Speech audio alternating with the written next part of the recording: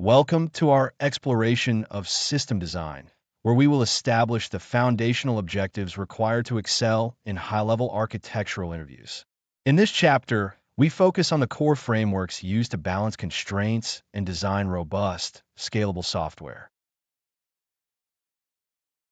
This course is an unofficial, independently produced study guide and is not affiliated with, endorsed by, or connected to any specific tech company, hiring organization, or interview certifying body. The content provided is for informational and educational purposes only. System design is the engineering process of defining the architecture, modules, interfaces, and data structures of a system to meet explicit business requirements. You might think of it as the art of making informed decisions when faced with competing priorities, where the goal is to transform vague demands into a concrete, functioning structure. It is not about finding a single correct answer, but rather about crafting an optimal solution that respects the constraints of your specific problem space. Mastering this process is essential for senior technical roles because it demonstrates that you understand how components interact within an ecosystem rather than just how a single method functions in isolation. This course gives you the diagnostic tools to categorize problems and the logical frameworks to solve them under the pressure of a technical interview. You will learn to move from requirements to high-level diagrams, ensuring every choice you make is backed by engineering principles. We must distinguish clearly between functional and non-functional requirements during our design process.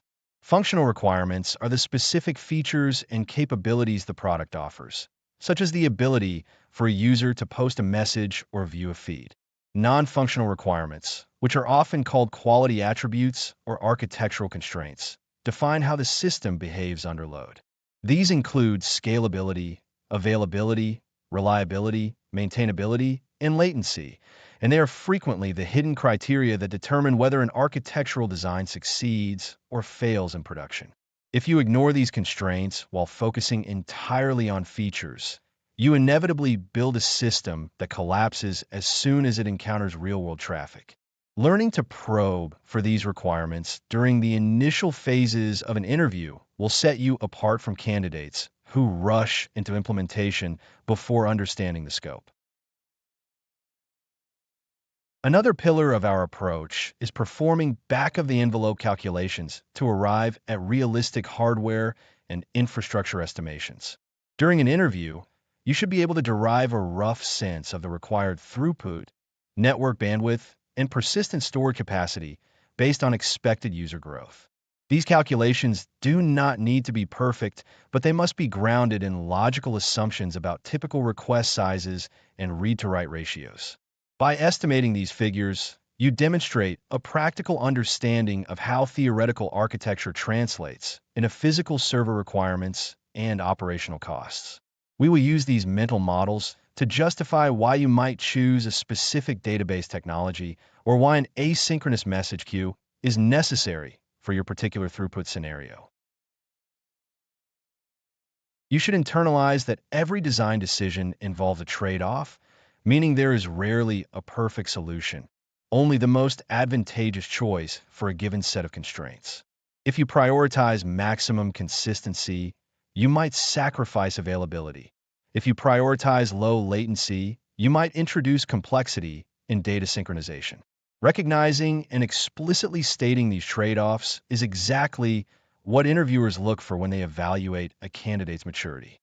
Throughout our sessions, we will follow a rigorous roadmap, clarifying requirements, designing the API, defining the data model, sketching a high-level architecture, and then performing deep dives into critical system components. By understanding the abstraction layers present in modern software environments, you can navigate these discussions with confidence and technical precision. I look forward to building this design intuition together as we progress through these topics. Welcome to our architectural exploration, where we will examine the conceptual trade-offs between monolithic systems and microservice-oriented designs. We begin by analyzing the fundamental structures that define these two poles of software organization. A monolithic architecture is characterized by a unified code base where all business logic resides within a single process. This design provides immediate benefits in terms of simplicity because developers can navigate the entire system structure without navigating network boundaries.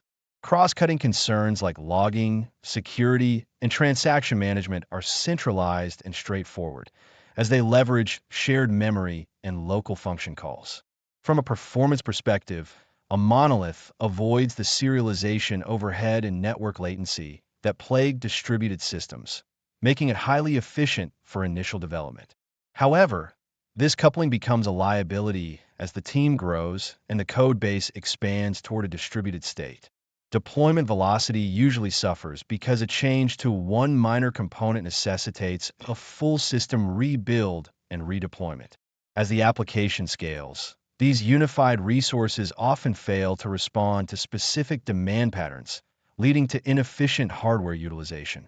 This centralized nature effectively creates a single point of failure where a memory leak in one module can bring down the entire application runtime.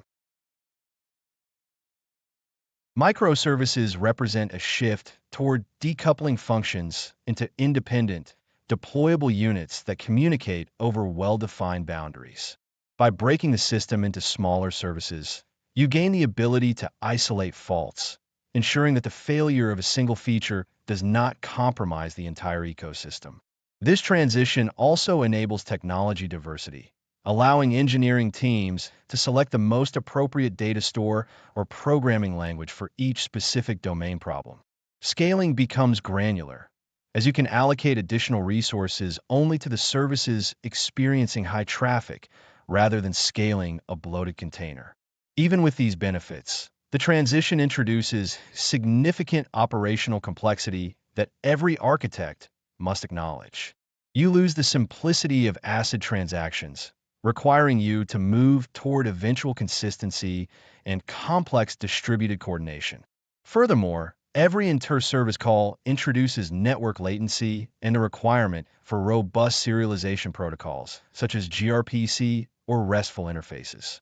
Your infrastructure must account for service discovery, load balancing, and distributed tracing to maintain visibility across the environment.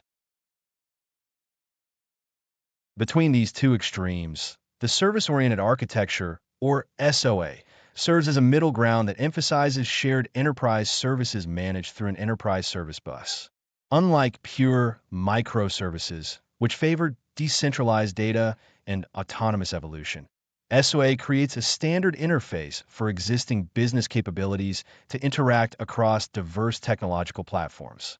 This pattern succeeds in environments where legacy systems must interoperate with modern interfaces without requiring a full rewrite of the underlying logic.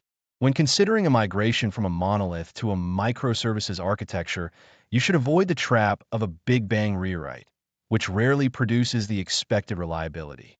Instead, utilize the strangler pattern to gradually replace monolithic functionality by intercepting requests and routing them to new, independent service components.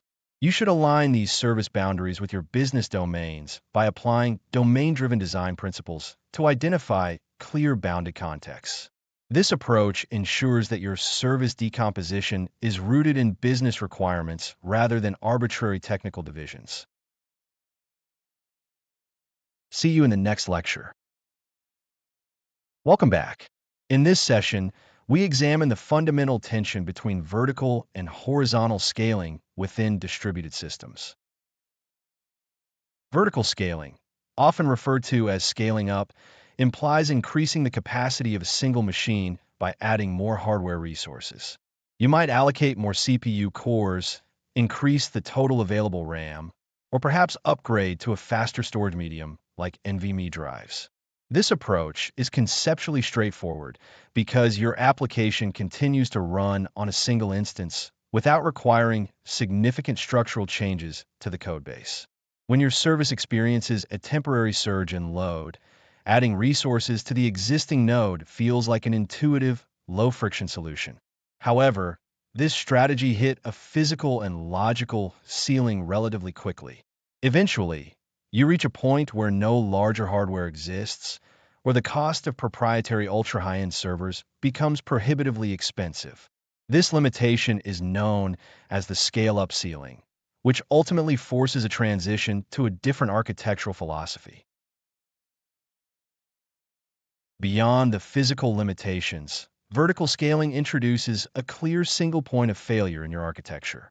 If your entire service relies on the stability of a single node, any hardware failure or unplanned maintenance event resulting in a reboot will take your system completely offline.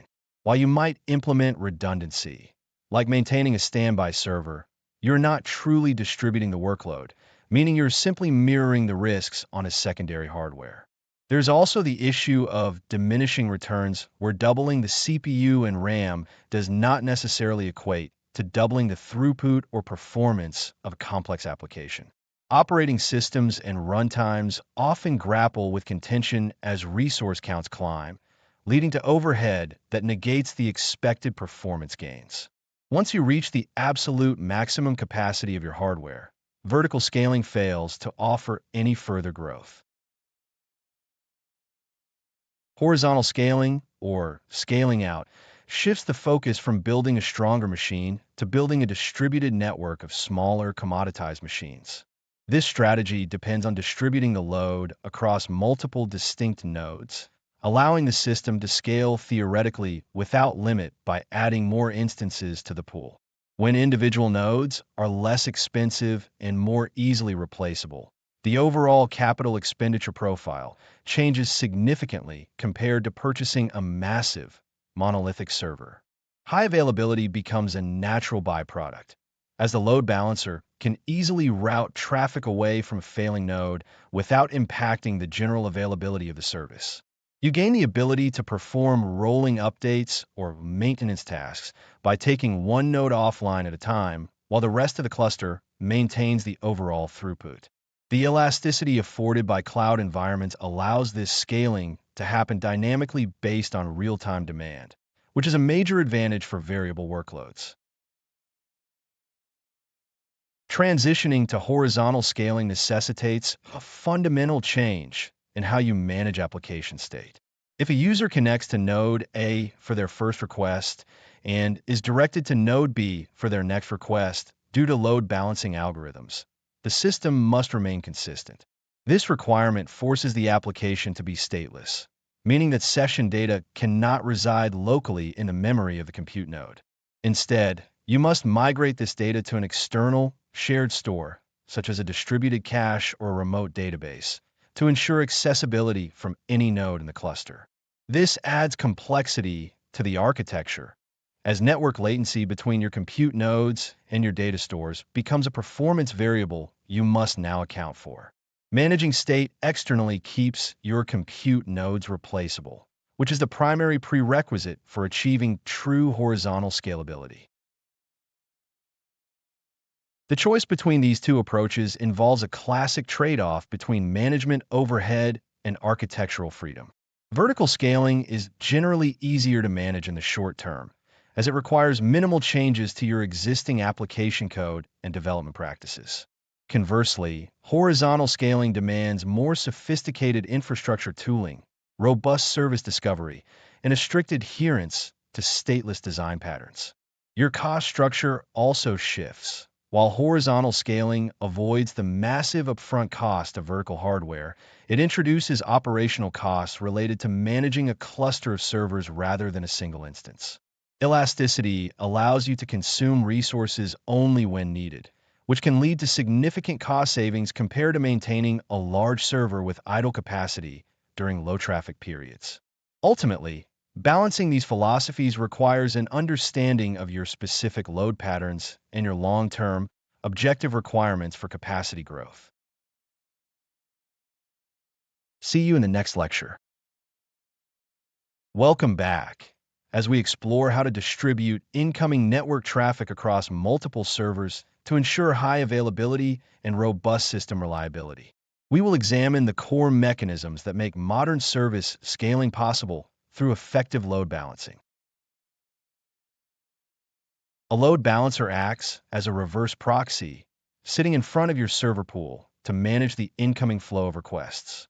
By intercepting client traffic, the balancer routes requests based on specific internal logic, ensuring that no single server becomes an accidental bottleneck. When you scale horizontally by adding more machines to your infrastructure, you inevitably need a component that knows how to steer traffic toward the healthy nodes. The primary objective here is to optimize resource utilization and maximize throughput while minimizing response times for the end user. If one server fails, the load balancer identifies the malfunction and redirects traffic to the remaining functional nodes, which is the foundational concept of high availability. Without this layer, your architecture is essentially fragile, as a hardware failure in your single entry point results in an immediate service outage for your entire user base.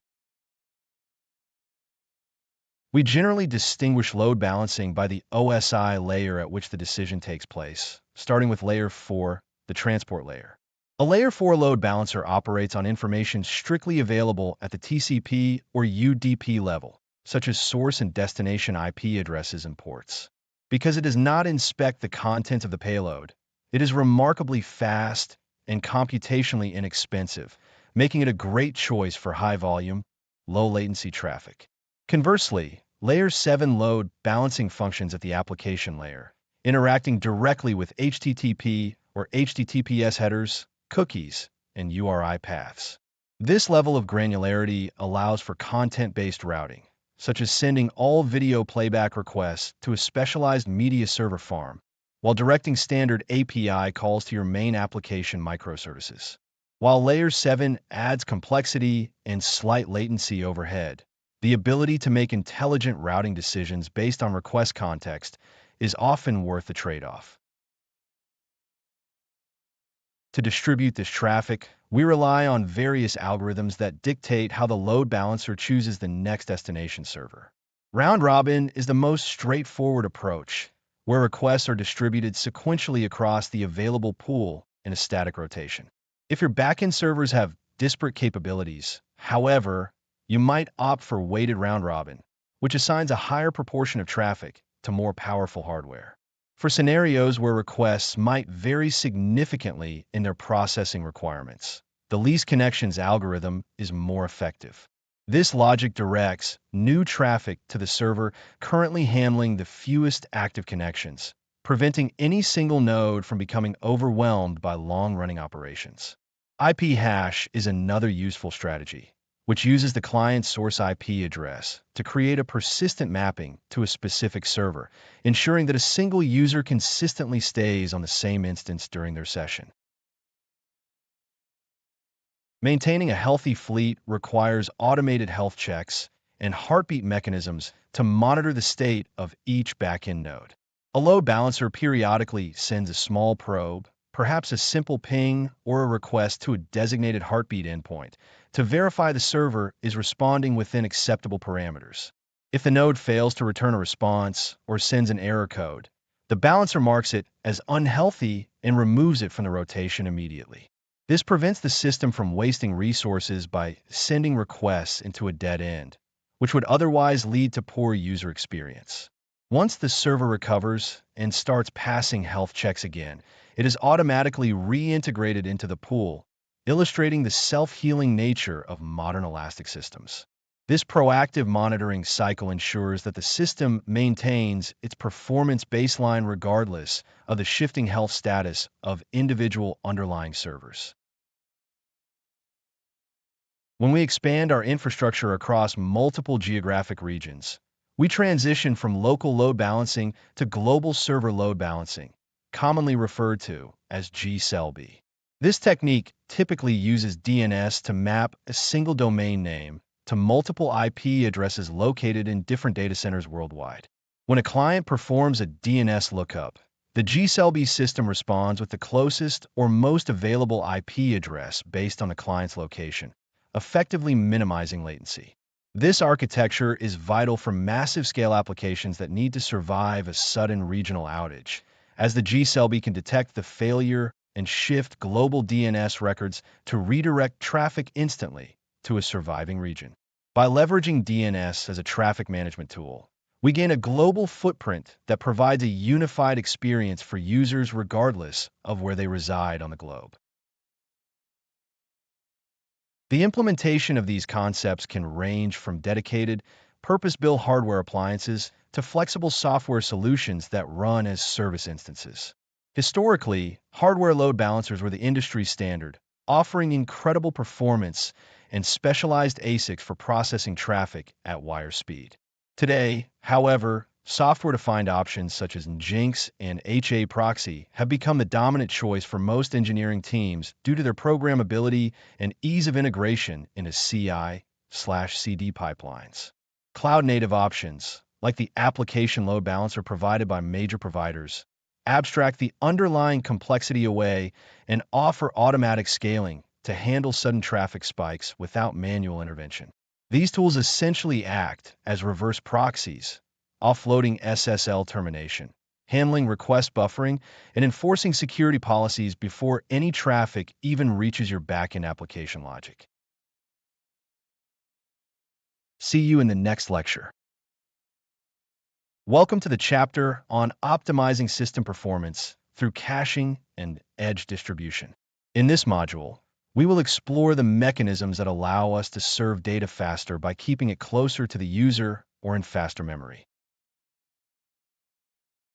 Caching acts as a high-speed buffer between a request and the authoritative, often slower, data source. By storing frequently accessed information in memory-resident stores like Redis or Memcached, we significantly reduce the load on primary databases and decrease response times. When a request arrives, the system first checks this fast storage. A cache hit satisfies the requirement immediately, whereas a cache miss forces a downstream fetch. Because high-speed memory is finite, we must implement eviction policies to manage capacity effectively. First in, first out, or FIFO, dictates that the oldest items be removed first, though this ignores the value or frequency of the data. Least recently used, or LRU, is more sophisticated, as it discards items that have not been accessed for the longest period, assuming that past utility predicts future interest. Least frequently used, or LFU, tracks access counts, pruning items that were used the least, which is useful for static datasets where popularity is stable but heavy. Selecting the right caching pattern defines how your application maintains consistency between the cache and the primary store. In the cache-aside pattern, the application is responsible for reading from and writing to the cache. On a miss, the application fetches the data from the database and updates the cache. A write-through pattern writes data to the cache and the database simultaneously, ensuring that the cache is always consistent with the backing store, but introducing higher latency for each write request. Conversely, write-around skips the cache during a write operation, only updating the database directly, which prevents the cache from being polluted with data that might not be read immediately. Write-back, or write-behind, is designed for performance. It commits data to the cache first and updates the database asynchronously later. While write-back offers the lowest latency, it risks data loss if the cache server fails before the asynchronous synchronization completes. Moving beyond server-side memory, content delivery networks extend caching to the edge of the network architecture. A CDN consists of geographically distributed proxy servers that store static assets, such as images, scripts, and video fragments closer to the end user. This physical proximity drastically reduces latent round-trip times by eliminating the need for every request to reach the origin server. In a pull model, the CDN fetches content from your origin server only when a request is made for an asset it does not already hold. This is simple to manage, but can lead to a slight delay for the initial request of a resource. A push model requires you to proactively upload content to the CDN, ensuring high availability and immediate availability for users, but complicates the workflow by requiring manual invalidation or synchronization when assets change. Maintaining consistency within these caches represents one of the most notoriously difficult problems in computer science. Invalidating cache entries requires a delicate balance between strict data freshness and overall system performance. We commonly use time to live, or TTL, to dictate how long a piece of data remains valid before the cache considers it expired and clears it. If we set a TTL that is too long, users will inevitably view stale data. Yet a TTL that is too short increases the frequency of cache misses, placing undue stress on our backend databases. The ratio of cache hits to misses is a critical metric for monitoring, as a high miss rate directly correlates with increased latency and potentially database cascading failures. Balancing these factors requires an intimate understanding of the traffic patterns inherent to your specific application domain. I will see you in the next lecture. Welcome back. Today we examine the fundamental distinction between stateful and stateless architectural patterns, which is a cornerstone of scalable system design. Statelessness refers to an architectural design where each request from a client to a server contains all the necessary information required for the server to process it. In this paradigm, the server does not store any session context or conversation state between multiple interactions. Instead, the client sends credentials, identification, or data payloads with every single HTTP request. This approach ensures that any server instance in a cluster can handle any incoming request without needing prior knowledge of the client. Because instances do not rely on local, memory-resident state, they become truly interchangeable, which significantly simplifies the operational model. If a server instance fails during a request cycle, the system can simply retry the request against any other identical node without losing progress. This decoupling of client state from the server process is essentially what enables seamless horizontal scaling in modern distributed environments. In contrast, stateful systems maintain client data on the server across multiple requests, creating a dependency between the client and a specific server instance. When a user authenticates or begins a workflow, their session data is stored in the server's local memory or on a local disk. Problems arise when you attempt to scale these systems horizontally because subsequent requests from the same user must reach the exact same server instance to retrieve that stored context. This creates a significant bottleneck, as the connection becomes pinned, effectively neutralizing the load balancer's ability to distribute traffic based on current CPU or memory capacity. If you have 10 servers and one user pins their session to a single node, you cannot easily redistribute that load or gracefully decommission that server without interrupting the user experience. Stateful architectures were common in the early days of web development, but they represent a major liability in systems designed for cloud-native elasticity and high availability. To bridge the gap between keeping state and maintaining the benefits of statelessness, architects typically move state out of the application tier entirely. This involves the use of high-performance distributed caches, such as Redis or Memcached, which act as a centralized, external state store accessible by all application nodes. When a request arrives, the server retrieves the relevant session context from the shared cache, processes the logic, and potentially updates the cache before sending a response.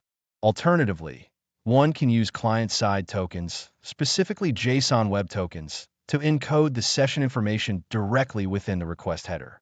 By cryptographically signing these tokens, the server can verify the user's identity and retrieve application data without querying an external database for every turn of the request-response cycle. While these techniques effectively externalize state, they introduce their own form of complexity, specifically regarding the network latency of cache lookups and the rigorous security requirements for managing token lifecycle and revocation. Despite the inherent architectural advantages of stateless designs, certain systems strictly require stateful components due to the nature of the application. Real-time communication protocols like WebSockets often necessitate an open, persistent connection between a client and a specific server to facilitate full duplex messaging. Similarly, Legacy applications or high-frequency gaming servers may depend on low-latency local memory access that cannot tolerate the overhead of an external database lookup for every frame or packet. To address these requirements while still attempting to maintain a balanced workload, we use sticky sessions or session affinity at the load balancer level. This configuration ensures that a load balancer consistently routes a specific client's traffic to the same backend server instance based on an initial identifier or cookie. While this mitigates the problem of lost state, it is important to recognize it as a compromise that limits the system's flexibility and makes the load balancing infrastructure responsible for maintaining connection integrity. We will move to the next topic shortly. Welcome to this chapter, where we will examine the mechanics of asynchronous communication and the role of message brokers in distributed architectures. We're going to deconstruct how to decouple services to improve system responsiveness and reliability. In synchronous systems, such as those relying on REST or gRPC, a client waits for the server to process a request and return a response. This creates temporal coupling, where the availability of the downstream service directly impacts the upstream caller. If the server is slow or overloaded, the caller suffers, potentially leading to cascading failures across your infrastructure. Messaging systems solve this by introducing an intermediary, a message broker, which facilitates communication without requiring both services to be active or available at the exact same moment. This shift allows the producer to simply drop a message into a queue and move on, oblivious to the internal state of the consumer. By accepting that work will be done eventually rather than immediately, we fundamentally change how we reason about latency and throughput. The producer-consumer model is the cornerstone of this interaction, defining the roles of components within an event-driven flow. A producer is a service that emits messages into the infrastructure, while a consumer is responsible for pulling or receiving those messages to act upon them. The message broker acts as the persistent, or at least buffered, transport layer between these entities. This arrangement provides an excellent mechanism for load smoothing, as the queue naturally buffers incoming requests during traffic spikes. Instead of overwhelming your application tiers with unpredictable bursts, you buffer the messages and allow your consumers to process them at a pace they can reliably handle. This decoupling is essential for horizontal scalability, as you can add or remove consumer instances without needing to update the service address in the producer. When architecting these flows, you must choose between point-to-point and publish-subscribe patterns. The point-to-point model typically involves a single queue where one message is delivered to exactly one consumer, ensuring a specific task is handled once. Conversely, the publish-subscribe pattern allows a producer to broadcast an event to an exchange or topic, which then distributes the message to multiple interested subscribers. This is particularly useful when one event, such as a user registration, needs to trigger downstream actions in billing, email notification, and analytics systems simultaneously. You are effectively shifting from a rigid, chain-like service topology to a flexible network of independent observers. Understanding which pattern fits your requirements is often the difference between a maintainable system and one riddled with unintended side effects. Reliability in these systems is managed through delivery guarantees, which sit at the heart of distributed messaging logic. At most once delivery means the broker might lose the message, so processing happens once or never at all, which is acceptable for non-critical logging. At least once ensures the message is delivered, but acknowledges it might be processed multiple times if the consumer fails after processing, but before sending an acknowledgement. Exactly once processing is the holy grail, often requiring complex idempotency logic on the consumer side to ensure that duplicate messages do not result in duplicate state changes. You must align your choice of guarantee with the business requirements, as stronger guarantees usually come with higher overhead and increased latency. Most engineers find that building idempotent consumers is more practical than relying on the broker to strictly enforce exactly once delivery. Even with well-designed systems, things will go wrong, and you must account for failures via dead letter queues and the concept of a poison pill. A poison pill is a message that, when consumed, causes the service to crash or behave in an erroneous way consistently. If you don't have a mechanism to move these problematic messages aside, they will clog the queue and block all subsequent processing indefinitely. Implementing a dead letter queue, DLQ, allows your consumer to strip away the messages it cannot parse or process and route them for manual inspection or later remediation. You should monitor the depth of these DLQs closely because they are often the most valuable signal for identifying bugs or schema mismatches in your messaging infrastructure.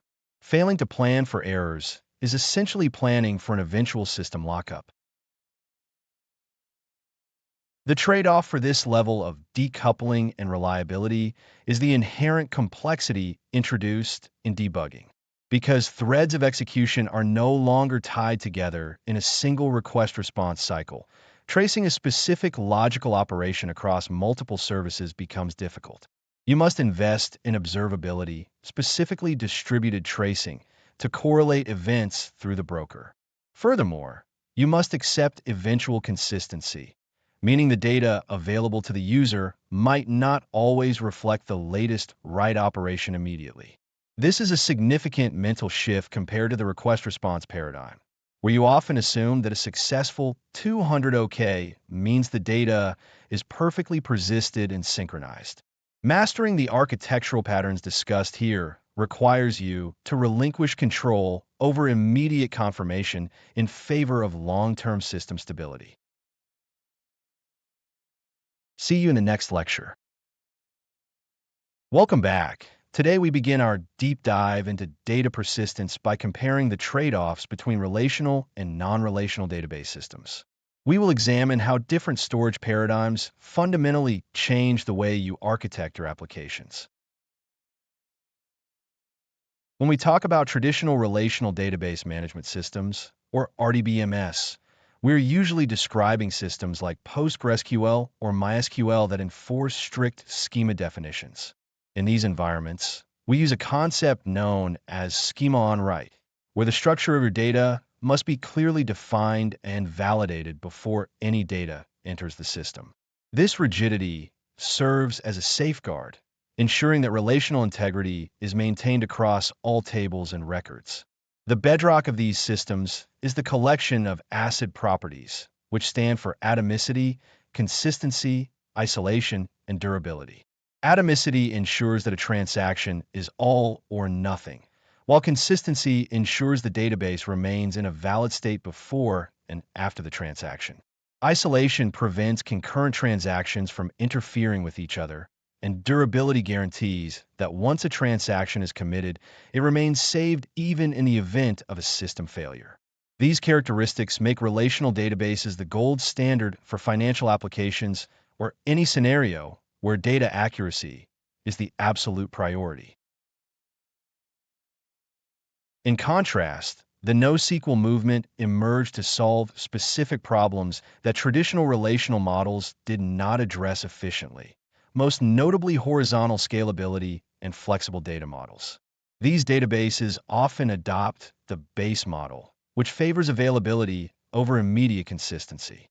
Base stands for basically available, soft state, and eventual consistency, acknowledging that in a distributed environment, it is often better to accept slightly stale data than to suffer from system-wide downtime.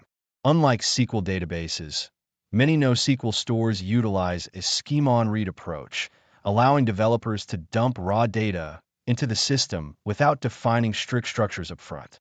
This flexibility is incredibly powerful when dealing with rapidly evolving data formats or semi-structured information that does not map cleanly to rows and columns. Categories of NoSQL databases are diverse, including key-value stores like Redis for high-speed lookups, document stores like MongoDB for nesting complex data, columnar databases like Cassandra for massive analytical throughput, and graph databases like Neo4j for navigating intricate relationship networks. Choosing between these two worlds depends entirely on your specific workload and read-write patterns. If your business logic relies heavily on complex joins, multi-table transactions, and data integrity that must be guaranteed at all times, a relational database is likely your best starting point. However, if your architecture requires massive scale, unpredictable write volume, or if the shape of your data is highly dynamic, a NoSQL solution will likely provide better performance and operational ease. Storing data in a column family store like Cassandra, for example, makes much more sense when you're logging petabytes of time series data, as it allows for linear scaling that would be incredibly difficult to replicate in a monolithic relational cluster. Conversely, applying a NoSQL model to a system requiring high-frequency relational updates can lead to application-level complexity that becomes a maintenance burden. Ultimately, your design decision should derive from the nature of your queries and the cost of eventual consistency, rather than mere preference or industry trends. See you in the next session. Welcome to the Database Design and Management chapter, where we will examine the theoretical constraints governing distributed data storage. We will start by exploring the CAP theorem to establish a foundation for understanding trade-offs in distributed system architecture. The CAP theorem stands as one of the most fundamental concepts when discussing distributed databases. It asserts that a distributed data store can only provide two of three guarantees: consistency, availability, and partition tolerance. When we talk about consistency, we imply that every read request receives the most recent write or an error. If your system is consistent, any client reading from any node in the cluster will observe the exact same state at the same time. Availability, by contrast, suggests that every non-failing node must return a valid response for any request, without the guarantee that it contains the most recent write. Finally, partition tolerance refers to the system's ability to continue operating despite an arbitrary number of messages being dropped or delayed by the network between nodes. In distributed systems, network partitions are an inevitability rather than a possibility, which forces us to accept that partition tolerance is a non-negotiable requirement. Because physical networks are inherently unreliable, we must design systems that can survive network failures while maintaining some level of utility. This reality implies that we cannot choose between the three. Instead, we must choose between consistency and availability during those moments when the network fails. A system categorized as CP, or consistency and partition tolerance, will sacrifice availability to prevent data divergence. If the network splits, the system might refuse to answer a request if it cannot guarantee that the data being returned is the absolute latest version. Conversely, an AP system, or availability and partition tolerance, will remain operational during a partition by serving stale data. A database might accept a write on one side of a network split and an older read on the other, prioritizing the user's ability to interact with the system over the strict accuracy of the returned information. Consider Apache HBase as a practical example of a CP system, as it prioritizes strong consistency by requiring all reads and writes to pass through a master node. If the connectivity to the master is disrupted, the system becomes unavailable until the state is recovered, ensuring that no client ever reads conflicting data. On the other end of the spectrum, Amazon DynamoDB represents an AP approach, utilizing eventual consistency to ensure high uptime. It allows multiple nodes to accept writes simultaneously and relies on conflict resolution strategies later to merge the divergent states. While the CAP theorem provides a necessary framework, it is often seen as an oversimplification in modern engineering. Most systems acknowledge that partitions are rare, leading to the Pastelk theorem, which extends the conversation to normal operating conditions. The Pastelk theorem expands on these concepts by stating that if a partition occurs, one must choose between availability and consistency. Else, during normal operation, the system must choose between latency and consistency. This acknowledges that the trade-off persists even when the network is perfectly healthy, because achieving strong consistency requires synchronous multi-node communication. This communication naturally introduces latency, as nodes must coordinate and acknowledge writes before a transaction is considered successful. An architect might choose to prioritize low-latency reads by accepting a slight delay in updates propagating across the system. Understanding these trade-offs allows you to make informed decisions about your database configuration rather than following arbitrary best practices. You must evaluate the business requirements of your specific application to decide whether a temporary period of stale data is more harmful than a temporary period of system downtime. I look forward to discussing how we manage these data distributions in the next segment. Welcome back. In this lesson, we will explore database sharding strategies to help you navigate data distribution at scale. Sharding is fundamentally an exercise in horizontal partitioning, where we distribute the rows of a single database table across multiple individual machines or shards. This approach stands in direct contrast to vertical partitioning, which involves splitting a table by its columns, perhaps by moving rarely accessed blob data into a separate table or server. While vertical partitioning can provide some performance relief, it eventually hits a ceiling because the entire record set must still reside within the same logical storage infrastructure. By horizontally partitioning the data, we decouple the storage capacity from a single physical host and spread the load across an entire cluster. This enables us to maintain performant query speeds as the data volume grows beyond the limits of what a single machine can store or process efficiently. You achieve true scalability when your architecture allows for the linear addition of storage nodes as your user base expands. The heart of any sharding implementation is the sharding key, the specific data attribute used to determine which shard a particular row of data should reside on. Choosing an appropriate key is perhaps the most significant design decision you will make, as it directly determines the distribution profile of your data. A poorly chosen key leads to hotspots, where a single shard becomes overwhelmed with traffic while other shards sit idle. If you shard by user ID, you might inadvertently cluster all data for high-activity accounts on one server, creating a bottleneck that defeats the purpose of the distribution. Conversely, a well-chosen key ensures that requests are spread uniformly across the system, effectively balancing the I/O load. Always analyze your access patterns and query frequency before settling on a key, as changing it later requires a costly migration of your entire dataset. There are several established methods for implementing this distribution, each with different operational trade-offs to consider before deciding on an implementation. Range-based sharding partitions data based on ranges of the sharding key, such as assigning users from A to M to one shard and N to Z to another.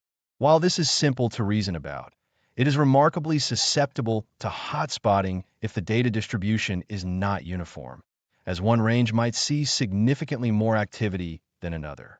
Directory-based sharding uses a lookup table to keep track of which data is located on which shard, offering a great deal of flexibility in how you remap data as you grow. However, this mapping table itself can become a single point of failure or a cache bottleneck if it is consulted for every single incoming request. Algorithmic sharding, specifically hash-based partitioning, uses a mathematical function on the key to compute the shard index, providing a robust way to randomize and distribute the data evenly across the available nodes. Introducing sharding into your architecture is not a free lunch and inherently brings complex trade-offs that you must account for during the design phase. Performing a joint operation across data residing on different physical shards becomes an expensive cross-network operation that could destroy your performance metrics. Referential integrity also becomes difficult to enforce, as your database management system can no longer easily validate constraints that span across multiple independent machines. Furthermore, as your system grows, You will eventually reach a point where you need to perform resharding or rebalancing to redistribute data to new, empty servers. This process is often a massive operational burden, as it requires moving significant amounts of data while the system remains live and available. Managing these shards requires sophisticated tooling, and you must weigh the benefits of horizontal scaling against the increased complexity of day-to-day database administration. Consistent hashing provides an elegant solution to the problem of minimizing data movement when nodes are dynamically added to or removed from your cluster. In a standard modular hash approach, adding one new shard changes the modulus and forces the relocation of almost all keys, which is catastrophic for a high availability environment. Consistent hashing maps both the data items and the storage nodes onto a logical ring, ensuring that each piece of data is placed on the next available node clockwise on that ring.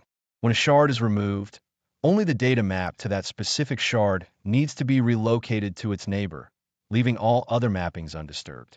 This drastically reduces the churn in the system during routine maintenance and scaling events, making it a cornerstone concept for distributed storage.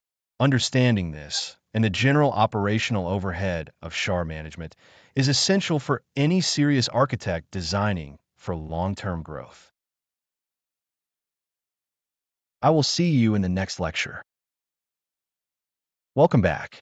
In this section, we examine how database replication enables high availability and performance in distributed systems by distributing data copies across multiple nodes. To understand replication, one must first appreciate that a single database node is a fundamental weakness in any system, as it represents a single point of failure. By duplicating data across multiple nodes, we achieve fault tolerance, meaning the system can continue to function even if one or more servers go offline. Beyond redundancy, replication significantly increases read throughput because we can distribute read requests across several replicas. The most common configuration is the single leader or primary replica model, where one node handles all write operations while others propagate those changes to handle read queries. When the leader fails, we must initiate a failover process where one of the followers is promoted to the new leader. This process often introduces downtime and complexity regarding the promotion protocol, which is why robust automated failover mechanisms are essential for high availability. The choice between synchronous and asynchronous replication fundamentally dictates the trade-off between consistency and performance. In synchronous replication, the leader waits for the followers to confirm that they have written the data before acknowledging the success of the operation to the client. While this guarantees strong consistency, it increases write latency and makes the entire system vulnerable to the slowest node in the cluster. Conversely, asynchronous replication allows the leader to acknowledge the write immediately, propagating updates to followers in the background. This provides low latency, yet it introduces the possibility of data loss if the leader fails before the changes reach the followers, leading to eventual consistency. Developers often encounter read-after-write consistency issues here, where a user updates their profile but sees the old data upon refreshing due to replication lag. Multi-leader and leaderless replication patterns address the limitations of the single-leader approach, particularly regarding write scalability and geographic distribution. A multi-leader setup allows multiple nodes to accept write operations, which are then synchronized between leaders, effectively creating an active-active architecture. This approach avoids the bottleneck of a single leader, but introduces the significant challenge of managing write conflicts. If two users update the same record on different leaders simultaneously, the system must employ resolution strategies, such as last write wins or semantic merge logic. Leaderless replication, often associated with quorum-based systems, removes the distinction between leaders and followers entirely. In this model, every node may accept writes, and the system requires a majority, or quorum, of nodes to agree on the success of a read or write operation to ensure data integrity despite intermittent network partitions. Replication lag is the unavoidable delay between a write operation occurring on the leader and its reflection on the follower nodes. In large-scale systems, this lag can grow due to network congestion or heavy load, which directly impacts the user experience when the system relies on read replicas. If a system is designed as active-passive, the passive node remains idle or solely for backup, whereas an active-active setup utilizes all nodes for processing, demanding more complex load balancing and data coordination. Managing these configurations requires a deep understanding of the specific application requirements, as no single strategy fits every scenario. One must weigh the benefits of strict consistency against the imperatives of availability and low latency before settling on a particular replication topology. Designing for these trade-offs is a core competency that separates robust, production-grade systems from those that fail under the pressure of real-world traffic. I will see you in the next lecture. Welcome to our exploration of indexing and query optimization, where we will demystify how databases achieve high-speed data retrieval. We will examine the underlying structures that make performant lookups possible and discuss how to refine your queries for maximum efficiency. At its core, a database index is a data structure designed to minimize the number of disk accesses required to locate a specific record. While a full table scan forces the database to read every row in a collection, an index provides a map, typically structured as a balanced tree known as a B tree or its variant, the B plus tree. A B plus tree, specifically, is preferred by most relational database engines because it keeps data pointers only at the leaf nodes, allowing for more efficient range scans and keeping the tree depth minimal. Hash indexes are another alternative, providing constant time O1 lookups for equality operations, though they lack the ability to handle range queries or ordered data traversal. The fundamental trade-off here is clear. You gain significant read performance for selective queries at the expense of slower write operations and increased storage overhead. Every time an insertion, update, or deletion occurs, the index must also be updated to remain consistent with the underlying data. When we design these indexes, it is crucial to understand the distinction between clustered and non-clustered indexes. A clustered index dictates the physical storage order of the data on the disk, which means that a table can have only one clustered index, usually assigned to the primary key. If you search for data using the clustered index, the retrieval is incredibly efficient because the data itself is stored within the leaf nodes of the B tree. In contrast, a non-clustered index is a separate structure that contains the index column values and a pointer back to the actual data row. When a query uses a non-clustered index, the engine may perform an additional lookup, a process called a bookmark lookup, to fetch the rest of the records columns if the index does not cover the entire result set. Because of this, it is often beneficial to design covering indexes, which include all the columns requested by a specific query, thereby avoiding the extra cost of visiting the heap or clustered index. Composite indexes offer another layer of complexity where the order of columns chosen matters significantly. A composite index on two columns, such as last underscore name followed by first underscore name, allows the database to filter by both criteria or just the leading column, but it will not efficiently utilize the index if you only query by the second column. This is due to the way the data is sorted within the index structure. It is sorted first by the initial column, and then by the subsequent columns within each group of identical initial values.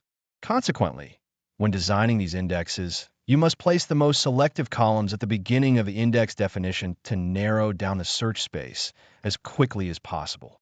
Poorly chosen column order represents a frequent point of failure in system tuning, as it effectively renders indexes useless for many common query patterns. Query optimizers serve as the brains of the database, leveraging internal statistics to select the most efficient execution path. These statistics keep track of the distribution, cardinality, and density of data values within columns, which allows the optimizer to estimate how many rows will be returned by a specific filter. Based on these estimates, the optimizer decides whether to perform an index seek, an index scan, or a full table scan. The select N+1 problem, often encountered in object relational mapping (ORM) frameworks, occurs when code iterates over a set of parent entities and executes a separate query for each child entity. Rather than fetching all required data in a single join or an eager fetch, this pattern generates a cascade of network calls that quickly degrades performance. Avoiding this requires eager loading strategies or batch processing where the related records are retrieved in one go. Beyond standard relational indexing, specialized tasks require different technological approaches, such as full-text search and geospatial indexing. Full-text search engines like Elasticsearch utilize inverted indexes, which map words to documents, enabling rapid keyword searches in unstructured text that standard B trees cannot handle efficiently. For location-based data, R trees and quad trees provide a spatial hierarchy, allowing the system to query for proximity or bounding boxes effectively by partitioning space into manageable segments. These structures are optimized for two-dimensional or multi-dimensional data, unlike the linear nature of traditional B trees. Attempting to force these use cases into a standard relational database often leads to suboptimal results and unnecessary technical debt. Finally, we must address the hazards of over-indexing and the practical workflow of query tuning. Adding an index to every column might seem like a solution for slow performance, but it inevitably bloats the database size and creates a heavy performance penalty on every write operation, which can cripple high-throughput systems. To identify genuine bottlenecks, one should rely on command line tools like Explain on PostgreSQL or MySQL, which reveal the execution plan, including join methods, scan types, and cost estimations. By analyzing these plans, you can determine if the optimizer is ignoring your indexes or if your query structure prevents index usage due to implicit type conversions or excessive functions on filter columns. Systematic tuning, centered on evidence-based analysis, remains the most professional way to handle database performance issues. See you in the next lecture. Welcome back to our exploration of distributed data management. In this lesson, we will focus on the mechanics of consistent hashing and its critical role in maintaining system stability during cluster reconfigurations. When we design a distributed system, we often need to distribute data across a pool of nodes. The most naive approach is to use modular hashing, where a key's destination is determined by calculating the hash of the key modulo the number of available nodes. While this method is computationally trivial, it suffers from a significant flaw that manifests the moment our cluster size changes. If you add or remove a single node, the number of buckets change, effectively altering the result of the modulo operation for almost every existing key. Consequently, a vast majority of the data must be relocated to different nodes across the cluster. This massive data reshuffling can lead to catastrophic latency spikes and, in severe cases, cause a complete system collapse. Consistent hashing provides a mathematical solution to this problem by decoupling the mapping of keys from the absolute count of nodes in the cluster. To understand consistent hashing, we must visualize a hash ring, which represents a logical space mapped to a circular range. In this topology, we map both our server nodes and our data keys onto the same circular space using a compatible hash function. When a data key is hashed onto this ring, we locate it, then travel clockwise until we encounter the first server node in that direction. This node becomes the responsible owner for that specific data key. If we add a new node to the cluster, its position on the ring is calculated, and it only claims the keys that were previously assigned to its immediate clockwise neighbor. Conversely, if a node fails or is removed, its keys simply roll over to the next available server on the ring. This localized reassignment ensures that only a tiny fraction of the total keys need to be moved, fundamentally preserving the stability of the distributed system. The primary challenge with a basic hash ring is the potential for non-uniform data distribution. Because nodes are placed randomly on the ring, it is entirely possible for one server to occupy a larger arc of the hash space than another, resulting in an uneven workload. Furthermore, modern infrastructures often include servers with varying hardware capabilities, and a simple ring does not natively distinguish between a high-capacity machine and a smaller one. To address this, we introduce the concept of virtual nodes, or nodes. Instead of mapping one server point to one location on the ring, we map each physical server to multiple distinct locations on the same ring. By increasing the number of points for each server, we naturally smooth out individual hotspots and reach a much more balanced distribution of data. We can also assign more nodes to more powerful servers to ensure they process a larger segment of the request volume. The practical significance of this technique is evident in numerous high-scale systems we rely on daily. Distributed cache implementations like Memcached frequently utilize consistent hashing to ensure that a cache miss on one node does not invalidate the entire cache layer when the cluster expands. Similarly, NoSQL databases like Apache Cassandra and Amazon's Dynamo leverage this architecture to manage data replication and partition ownership across hundreds of nodes. Load balancers also use these concepts to minimize session disruption when back-end instances scale out to meet demand. By keeping the impact of topological changes proportional to the number of added or removed nodes, we create systems that are not only scalable but also resilient to failure. Designing with consistent hashing requires moving away from simple indices and embracing geometric organization, but the trade-off significantly improves the availability and throughput of any distributed architecture. I will see you in the next section for our next topic. Welcome back. Today we examine the inner workings of the domain name system, the foundational mechanism that transforms human-readable host names into the digit-based addresses that machines use to communicate. Think of the domain name system as the phone book of the Internet, a distributed database that maps friendly domain names to specific IP addresses. Without this system, we would be forced to navigate the web by memorizing complex numeric sequences, which is clearly impractical at scale. The architecture follows a strict hierarchy, beginning at the root level, descending to top-level domain or TLD servers like those for .com or .org, and finally reaching the authoritative name servers. When you type a web address, your machine initiates a query that travels through these layers until it arrives at the specific server that holds the definitive record for the requested domain. This request flow can take several forms, most notably recursive queries, where the lookup server does the heavy lifting to find the answer, or iterative queries, where the server provides a referral to the next logical step in the chain. To manage these lookups efficiently, the system utilizes several standard record types. An A record maps a name to an IPv4 address, while a quad A record serves the same function for IPv6 addresses. If you need to map an alias to a canonical hostname, a name record is your tool of choice, which is frequently used to redirect traffic or simplify service management. Mail exchange or MX records are specifically designed to direct email traffic, and TXT records offer a versatile way to associate arbitrary text with a domain, which is vital for security mechanisms like SPF or domain verification.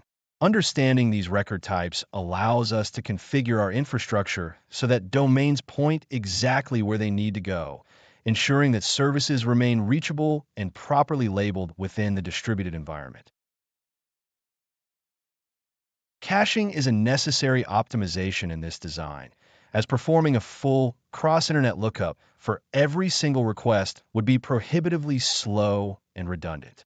When a DNS query is made, the result is cached at various levels, starting with your local browser, moving to the operating system, and eventually landing at the recursive resolver provided by your internet service provider.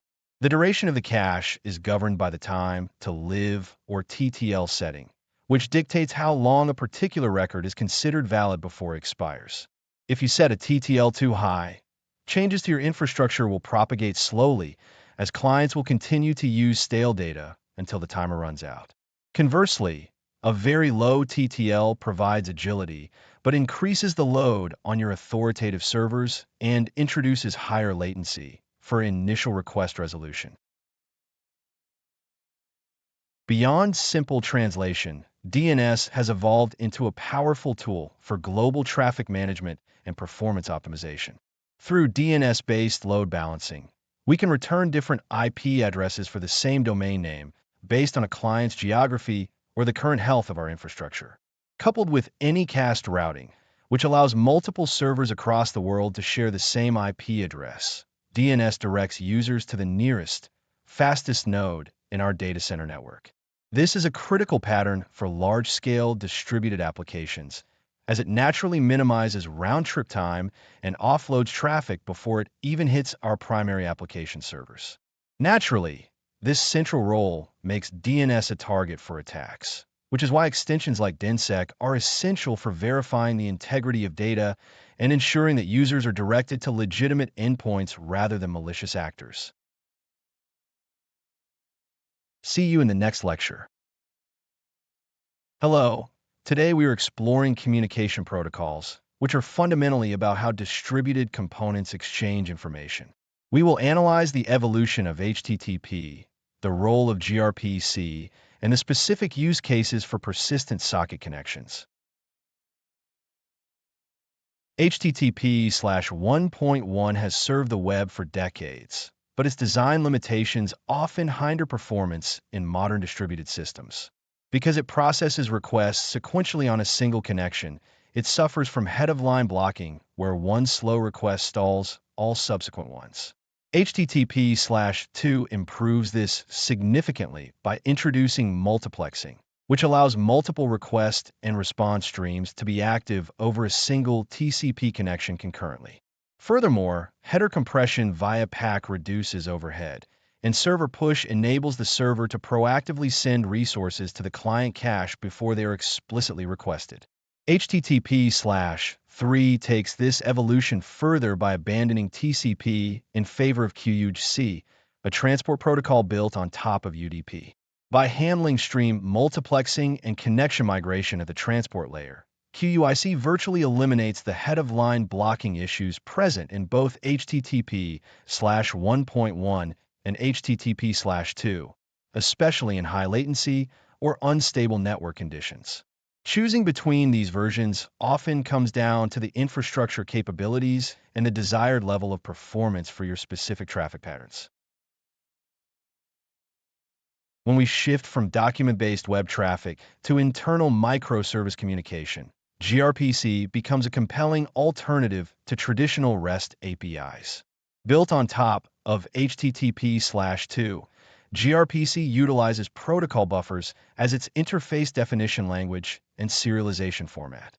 Unlike human-readable JSON, protocol buffers are a binary format that is more compact and significantly faster to serialize and deserialize. This efficiency makes gRPC an ideal candidate for internal service-to-service communication where bandwidth and CPU performance are critical concerns. Another primary advantage of gRPC is its native support for multiple streaming patterns, including client-side, server-side, and bidirectional streaming. By defining a strict service contract through .proto files, gRPC provides strong typing and toolchain support that helps prevent common integration errors in distributed systems. When latency is paramount and you are orchestrating communication between services under your control, gRPC often outperforms HTTP/1.1 based REST implementations.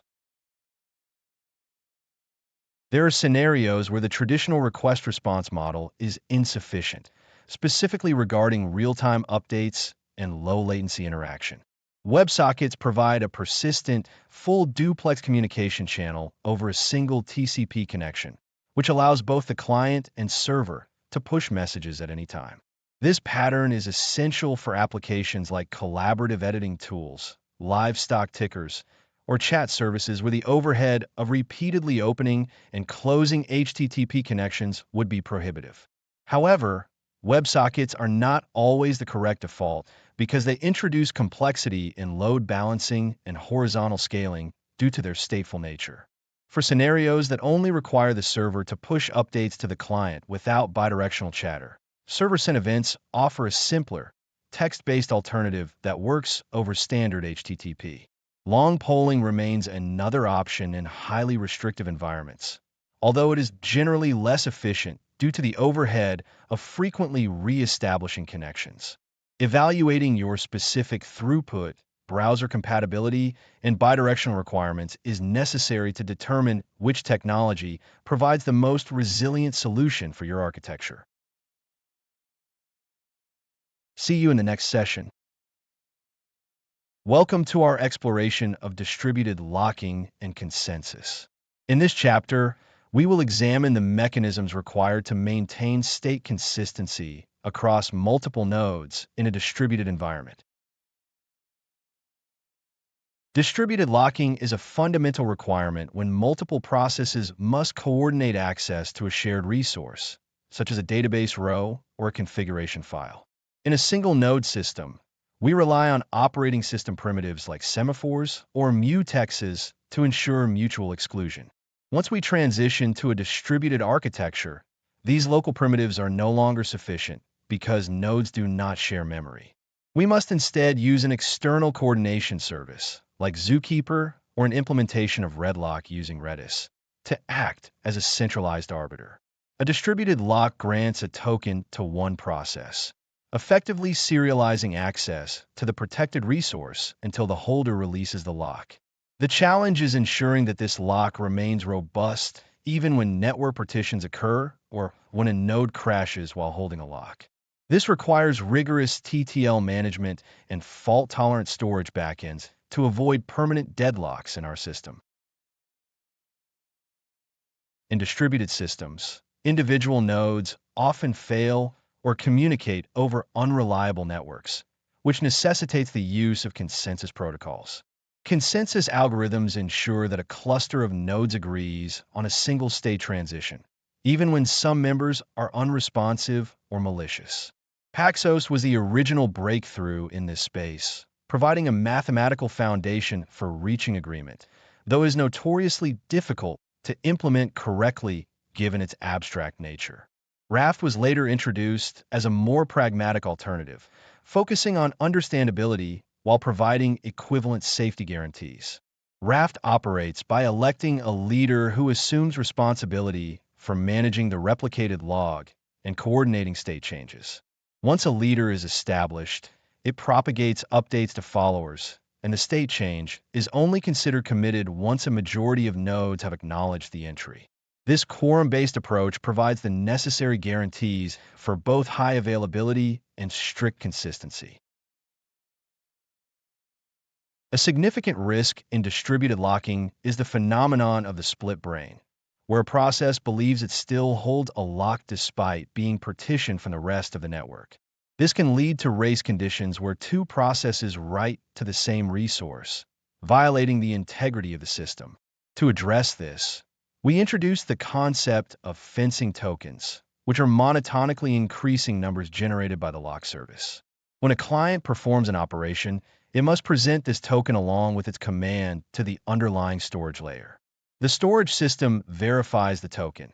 If a subsequent process has already obtained a newer lock with a higher token value, the older request is summarily rejected. This prevents stale lock holders from inadvertently overwriting data that has already been modified by a new owner. Coordinating state is never free, and the overhead of these distributed protocols can significantly impact system latency.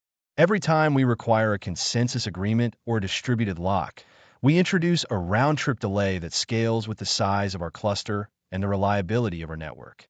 When dealing with high-contention environments, we must carefully evaluate whether to use pessimistic locking versus optimistic concurrency control. Pessimistic locking guards against collisions by requiring the lock up front, which is safer but throttles throughput in systems with many concurrent actors. Conversely, Optimistic locking relies on version numbers attached to entities, allowing multiple actors to attempt updates simultaneously while only committing the one that detects no intervening changes. Preferring optimistic locking can vastly improve performance by reducing the need for constant network-bound coordination, provided that the rate of actual conflict remains statistically low within your specific workload. See you in the next lecture. Welcome back.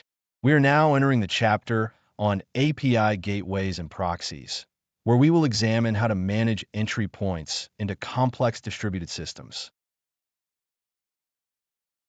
In a microservices architecture, managing the complexity of diverse client interactions requires a specialized component to act as the single entry point. The API gateway sits between the clients and the internal cluster of services, abstracting the underlying architecture. When a request originates from an external client, whether a web browser, a mobile application, or an IoT device, it hits the gateway first. This centralization provides a powerful mechanism for managing cross-cutting concerns that would otherwise be duplicated across dozens of individual services. By decoupling the client from the implementation details of the backend, you gain the freedom to refactor internal services, split them, or aggregate their functionality without forcing the client to change its consumption patterns. It acts essentially as a traffic orchestrator that directs every call to the appropriate destination based on pre-configured rules. One of the most valuable responsibilities of an API gateway is request routing and API composition, which helps bridge the gap between a client's needs and the fragmented data sources on the backend. A client often requires data from multiple microservices to populate a single view, which could lead to an inefficient chatty communication style if the client had to make those calls individually. The gateway can perform composition, fetching data from several sources in parallel and consolidating the response into a single payload. Furthermore, you should handle authentication and authorization at this layer to avoid repeating security logic in every service. By verifying tokens or checking permissions at the edge, you ensure that unauthorized traffic never reaches your core business logic, effectively building a hardened perimeter for your internal system components. Rate limiting and caching are also critical gateway functions that protect your downstream services from being overwhelmed. By enforcing rate limits at the edge, you prevent a single malicious or misconfigured client from consuming all available resources, which is vital for maintaining service quality.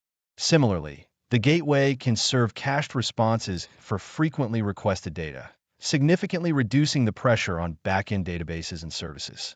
We often utilize the backend for front-end or BFF pattern in these scenarios to provide specialized interfaces for different client types.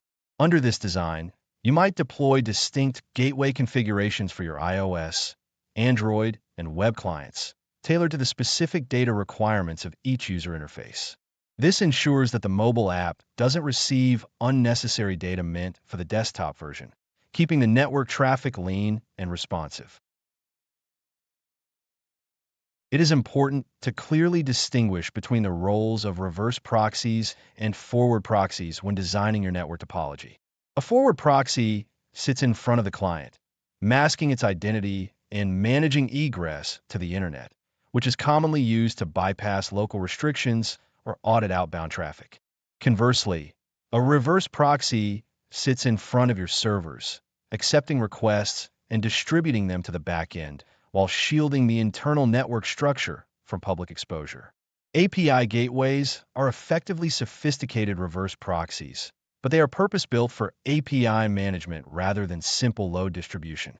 When you implement these, you consolidate concerns like SSL termination, which relieves your application servers from the overhead of cryptographic handshaking. You also gain a centralized location to collect metrics and logs, which is an essential prerequisite for maintaining visibility in any distributed environment. Despite their utility, API gateways introduce a classic software trade-off by becoming a potential single point of failure or a network bottleneck. If every request must funnel through one gateway instance, a hardware failure or a performance degradation in that specific component can compromise the availability of your entire application.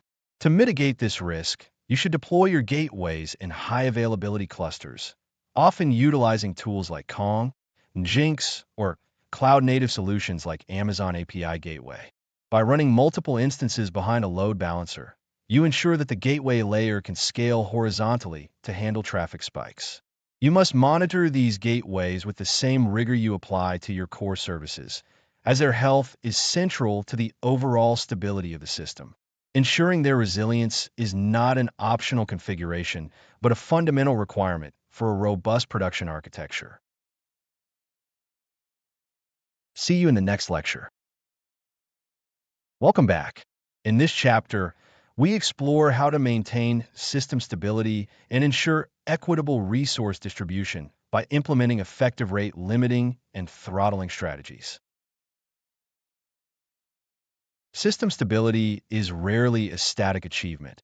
It is a continuous process of resource management, especially when services are exposed to the public internet. Rate limiting acts as a primary defensive mechanism, functioning as a gatekeeper that controls the flow of incoming requests to your infrastructure. Without such control, a single malicious actor or even a misconfigured client can saturate your CPU, memory, and database connections, leading to cascading failures across your architecture. By defining rigid boundaries for traffic, we shield our core services from abuse and volumetric DDoS attacks that would otherwise compromise availability for legitimate users. This strategy is not merely about blocking bad actors. It is about establishing a predictable baseline for service performance under varying load conditions. Essentially, we are implementing a contract between the client and the server, specifying exactly how much data or how many operations a consumer is entitled to perform within a given time frame. When we discuss the technical implementation of these boundaries, we often categorize them into hard and soft throttling. Hard throttling is the most straightforward approach, where any request exceeding the established limit is immediately rejected with a specific status code, typically HTTP 429 too many requests. This approach is highly effective for protecting internal resources, as it immediately frees up the worker processes or threads that would have handled the superfluous request. Soft throttling, in contrast, aims for a more nuanced approach by delaying incoming requests rather than discarding them. This strategy often utilizes a queue mechanism or a buffer, allowing the system to smooth out traffic spikes while maintaining a consistent response time for users who might otherwise face a complete service denial. While the choice between these two depends heavily on the specific business requirements and the tolerance for latency, both methods serve the same objective of preventing system exhaustion. To enforce these limits in a programmatic way, we rely on specific algorithms that track request frequency efficiently. The token bucket algorithm is perhaps the most versatile, as it allows for bursts of traffic while maintaining a steady long-term rate of consumption. In this model, tokens are added to a bucket at a fixed rate, and every incoming request must consume a token to be processed. If the bucket is empty, the request is either rejected or delayed, which provides a natural mechanism for handling infrequent but sharp spikes in demand. Alternatively, the leaky bucket algorithm views the incoming traffic as a water stream that enters a bucket and leaks out at a constant, steady pace regardless of the input flow. This algorithm essentially forces a rigid uniformity on the request stream, which is ideal when you need to guarantee that your service never exceeds a specific throughput regardless of how many requests arrive simultaneously. For simpler scenarios, counter-based approaches like the fixed window and sliding window algorithms are frequently employed. A fixed window counter increments a value every time a request arrives within a specific time segment, such as a minute, and resets the counter when that window expires. This method is incredibly easy to implement, though it suffers from a significant flaw. Traffic spikes can occur at the boundary of two windows effectively allowing double the allowed volume of traffic in a very short duration. The sliding window log or counter algorithm addresses this by tracking a rolling time frame, ensuring that the limits are respected with much higher precision. These counters are generally stored in memory to ensure low latency, but in a distributed system, relying on local memory within a single application instance is insufficient. Since traffic is typically distributed across multiple servers by a load balancer, the state of the counter must live in a centralized, high-performance data store like Redis to provide a unified view of client activity. Moving beyond simple protection, rate limiting is a fundamental component of API monetization and multi-tenant resource management. Businesses often implement tiered access models, where different clients receive different request quotas based on their subscription level or service level agreements.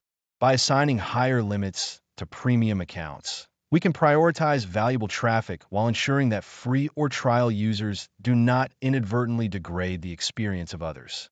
This promotes fairness, a critical requirement in multi-tenant environments where shared infrastructure is utilized by a diverse array of consumers. Furthermore, by enforcing these limits at the edge, ideally within an API gateway or a reverse proxy, we reduce the load on our downstream microservices. This separation of concerns allows the business logic to remain focused on processing requests rather than worrying about traffic volume, keeping the overall architecture clean and maintainable. See you in the next lecture. Welcome back to our discussion on systems architecture, where we will now focus on the crucial topic of observability and monitoring. We will examine how to gain visibility into the behavior of distributed systems to ensure they remain functional and performant under load.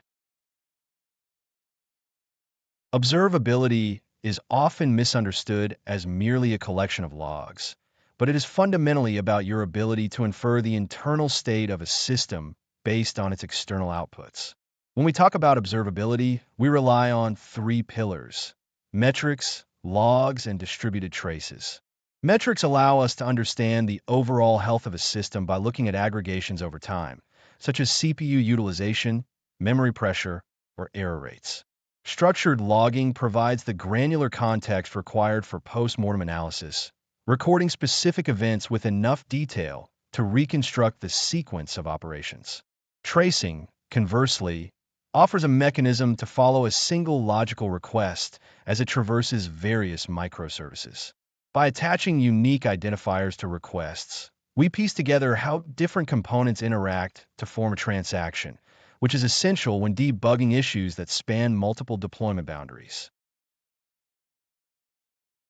The four golden signals, latency, traffic, errors, and saturation, serve as our primary guide for monitoring the health of any service. Latency measures the time it takes to serve a request, which is often a direct indicator of performance degradation before users even report an issue. Traffic represents the demand placed on your system, usually expressed in requests per second, which allows for capacity planning and detecting anomalies. Errors represent the rate at which requests fail, typically categorized by whether the failure is explicit or implicit based on response content. Saturation captures the extent to which your system is reaching its resource limits, such as memory exhaustion or queue depth. Combining these metrics into dashboards using tools like Grafana provides a real-time visualization of these signals so that operations teams can maintain a high-level situational awareness. Alerting systems like Prometheus interact with these metrics to move us from a reactive to a proactive incident response model. Without an automated way to notify engineers when a signal crosses a defined threshold, we are essentially flying blind until a customer support ticket arrives. However, there is a fundamental trade-off that every system designer must acknowledge. Observability is not free. High-resolution telemetry data incurs both storage costs and, more critically, performance overhead on the production system itself. Capturing every single trace or every individual log line can increase network bandwidth and CPU cycles beyond acceptable limits. Therefore, we often employ sampling strategies or aggregate data before transmission to strike a balance between having enough information for debugging and maintaining the efficiency and stability of the production environment. Understanding how these elements integrate allows you to architect systems that are truly resilient and maintainable. I look forward to seeing you in the next part of our series.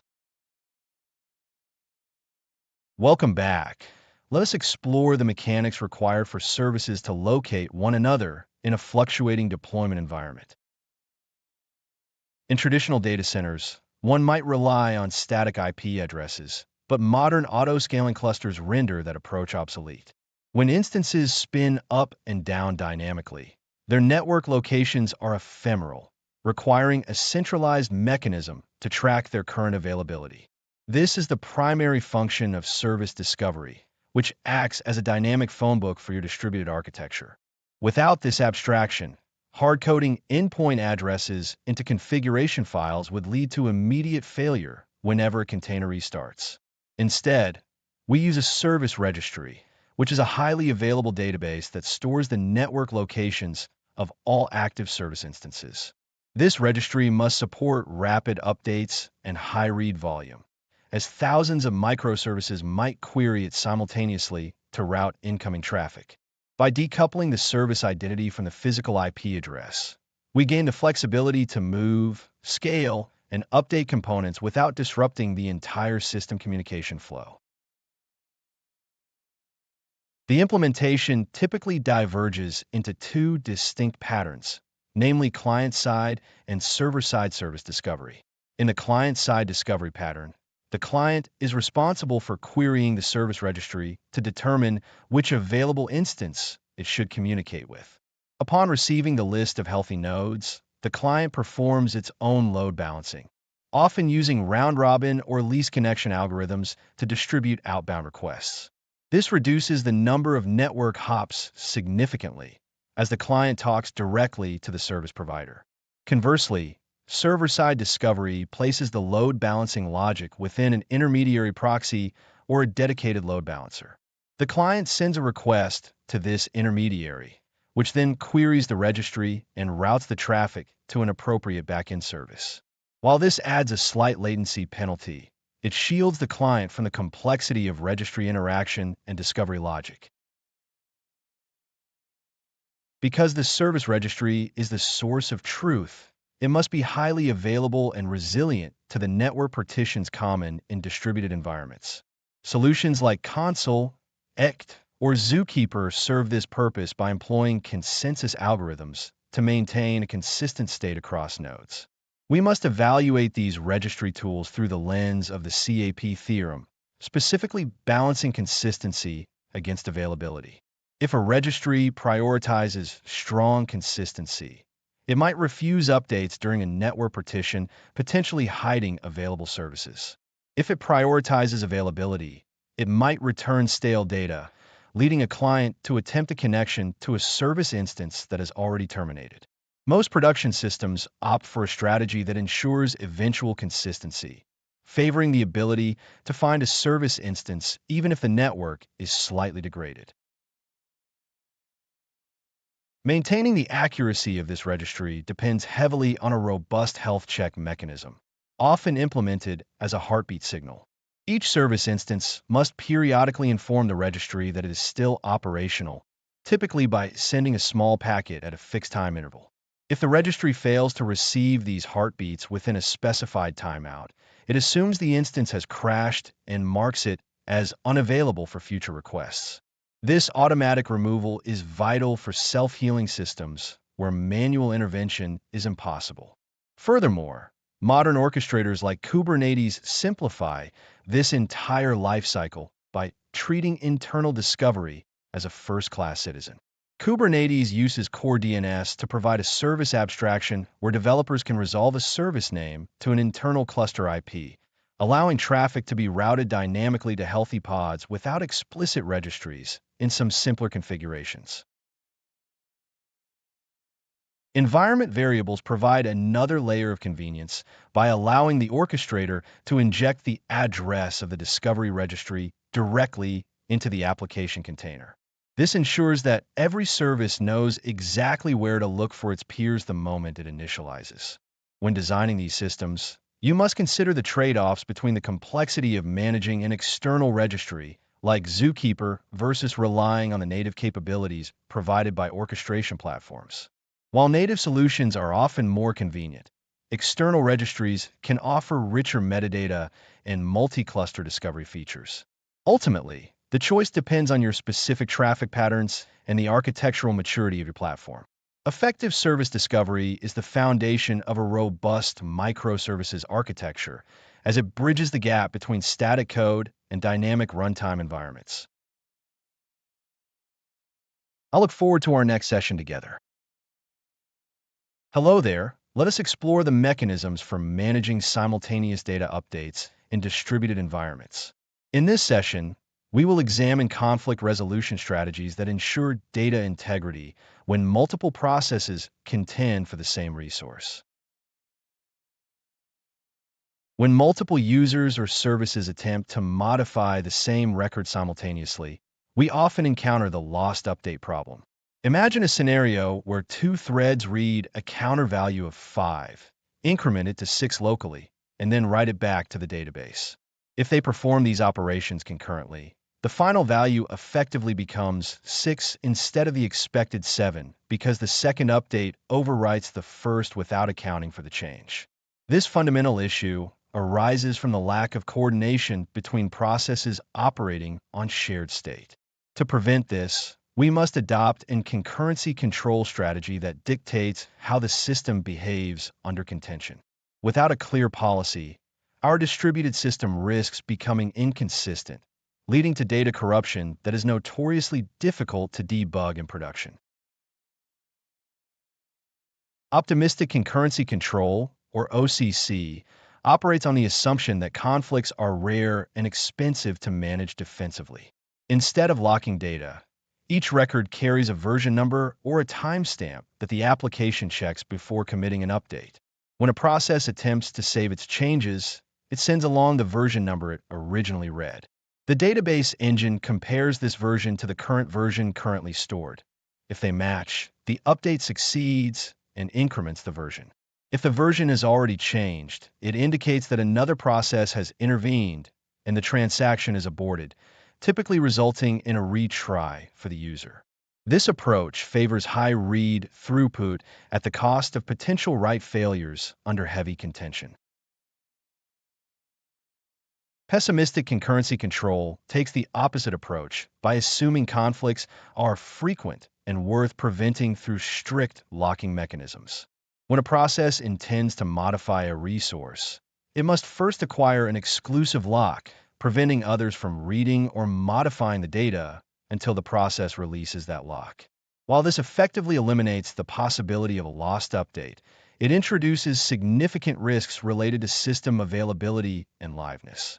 If a process crashes while holding a lock, other operations may wait indefinitely, leading to a bottleneck that halts the entire pipeline.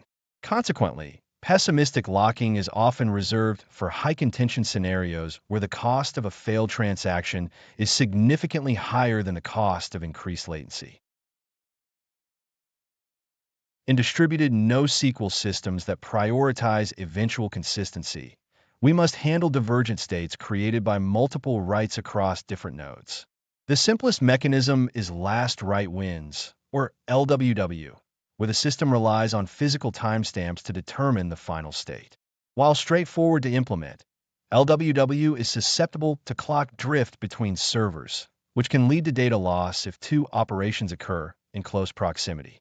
To achieve more robust resolution, developers often use conflict-free replicated data types, or CRDTs, which are specialized data structures mathematically designed to be merged without conflicts. By using operations that are commutative and associative, CRDTs allow distributed nodes to arrive at the same state regardless of the order in which they receive updates. Vector clocks provide another dimension of control by tracking causality rather than relying on synchronization via physical clocks. A vector clock maintains a list of counters for each node in the cluster. allowing the system to determine if one update strictly follows another or if the updates are concurrent. If neither update dominates the other, the system detects a conflict and allows the application to perform a semantic merge at the client level. Choosing between these strategies requires a deep understanding of your business requirements and how much drift your application can safely tolerate. Whether you choose the simplicity of LWW or the sophistication of CRDTs, the goal remains the consistency of the state across all replicas. Idempotency is a critical design pattern in distributed environments, ensuring that performing the same operation multiple times results in the same outcome as performing it once. In the context of concurrency, idempotency allows an API to safely retry an operation that failed due to a network timeout, even if the primary write actually succeeded on the server side. By including unique request identifiers or transaction tokens, a service can recognize a repeated request and return the initial success response rather than attempting to re-execute a potentially state-changing operation. This is especially vital when systems operate asynchronously or encounter transient faults that necessitate automatic retries. Designing for idempotency essentially offloads the complexity of conflict resolution from the infrastructure to the API contract itself. I look forward to our next discussion. Welcome to this exploration of fault tolerance and resiliency. Here, we focus on engineering systems designed to withstand inevitable component failures. Over the coming minutes, we will unpack the foundational strategies required to maintain high system availability when things go wrong. In distributed systems, the assumption that every component will remain healthy indefinitely is a dangerous fallacy that invites catastrophe. Fault tolerance is the capability of a service to continue operating properly in the event of the failure of one or more of its components. Resiliency, conversely, is the ability to recover from these failures and restore functionality to an expected state. To achieve these goals, we must consciously design for failure rather than attempting to prevent it entirely. This requires us to shift our perspective from pure performance optimization to defensive architecture. By anticipating where a link might break, we can build specialized structures that absorb the shock of a failure. These techniques ensure that a single localized issue does not compromise the integrity of the entire platform. One of the most effective ways to prevent a single point of failure from cascading through your ecosystem is the circuit breaker pattern. Think of this as an electrical safety device that detects when a remote service is no longer responding efficiently. In its closed state, requests flow normally to the downstream system, but the component monitors for errors.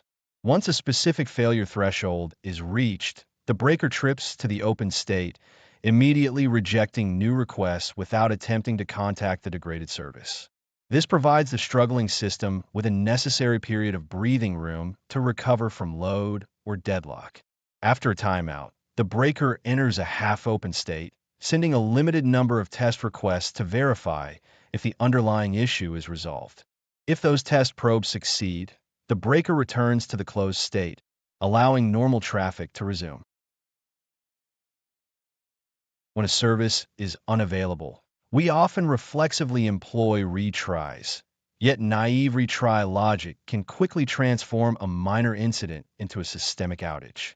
If we simply retry as fast as possible, we risk hammering the recovering service with additional traffic, creating what is known as the thundering herd problem. To mitigate this, we implement exponential backoff, which increases the delay between retry attempts as failures persist. However, even with backoff, multiple clients synchronized by identical intervals can strike the server simultaneously. To avoid this synchronization, we introduce jitter, which adds a randomized component to the backoff interval. This variance spreads the load over a wider time window, ensuring the server can gradually ramp up its processing capacity.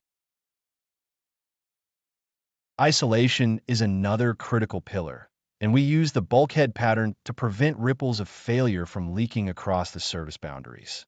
The term originates from naval architecture, where ships are divided into watertight compartments so that if one is breached, the water is contained. In computing, we achieve this by partitioning resources such as thread pools or memory buffers for specific functional areas. If a non-essential service, such as a report generator, exhausts all its assigned threads, it remains trapped in its own bulkhead. Because the main request handling pool remains separate, the core user experience continues to function normally. By decoupling resources, we effectively constrain the blast radius of any given failure to the smallest possible domain. When resource demand exceeds our current capacity, we should prioritize critical paths through graceful degradation of non-essential features. In a high-traffic scenario, it is often better to serve a simplified version of a product or omit non-critical data than to time out entirely. For example, a search engine might disable personalized suggestions or related product feeds, while main search functionality remains active. This approach acknowledges that not all requests have the same business value during a period of duress. By explicitly defining what features can be sacrificed, we ensure the system remains available for the most essential tasks.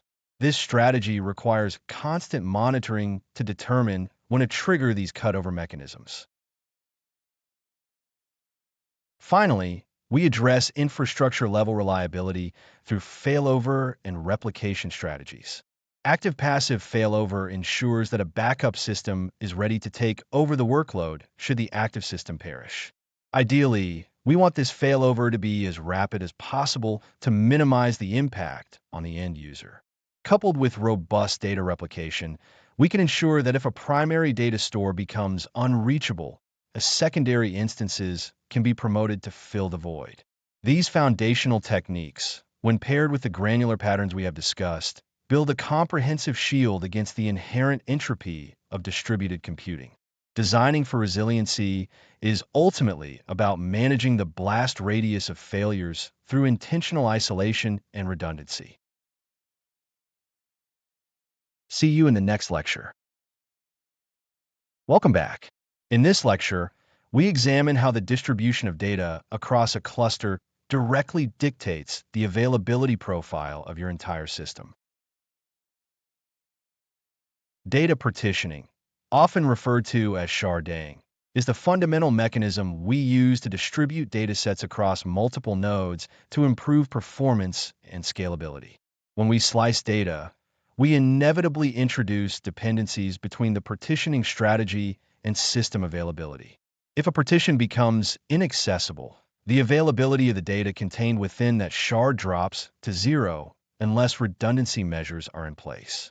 We often see the emergence of hot partitions when a specific key range or a heavily accessed user ID receives a disproportionate amount of incoming traffic.